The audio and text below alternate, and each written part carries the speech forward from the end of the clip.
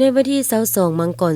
2026นี้หน่วยพักคักฐานองค์การอัยการประชาชนแขวงได้จัดพิธีเลื่อนสมาชิกพรรคสำรองจำนวน2สหายเข้าเป็นสมาชิกพรรคสมบูรณ์และรับมหาชนผู้ก้าวหน้าเข้าเป็นสมาชิกพรรคสำรองจำนวน2สหายพร้อมทั้งมอบรับบัตรสมาชิกพรรคให้แก่สมาชิกพรรคสมบูรณ์จำนวน5สหายพิธีดังกล่าวได้จัดขึ้นอยู่ที่ห้องประชุมของตนโดยเกียรติของร่วมของสหายคำม่วนศรีวิไลเลขาหน่วยภาคข้างฐานองค์การอัยการประชาชนแขวงมีบรรดาสหายสมาชิกพรรคภายในหน่วยภาคข้างฐานและต่างหน้าหน่วยภาคข้างฐานอ้อมข้างถึกเชิญเข้าร่วมเพื่อปฏิบัติตามมติตกลงว่าด้วยการอนุมัติเลื่อนสมาชิกพรรคสำรองขึ้นเป็นสมาชิกพรรคสมบูรณ์อิงตามกฎระเบียบของพรรคประชาชนปฏิวัติลาวสมัยที่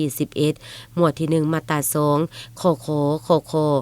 การพิจารณาเลื่อนสมาชิกพรรคสำรองเป็นสมาชิกพรรคสมบูรณ์อิงตามหนังสือเสนอของคณะจัดตั้งแขวงฉบับเลขที่1080/คจคลงวันที่5ธันวาคม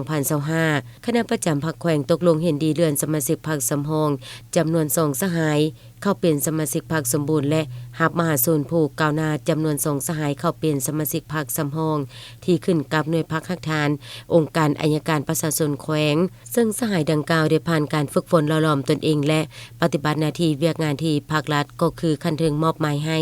เป็นระยะเวลา12เดือน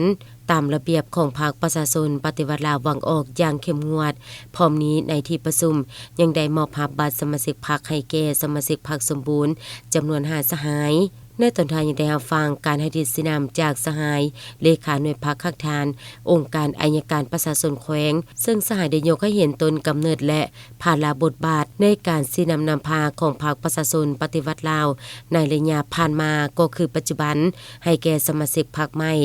จงใดต่างหน้าพร้อมการฝึกฝนหล่อหลอมตนเองสกหูหำเฮียนทฤษฎีมาร์กเลนินแนวคิดไกสอนพรหมวิหารเพื่อเป็นแว่นแยงในการจะตามปฏิบัติหน้าที่เวียกงานของตนในต่อหน้า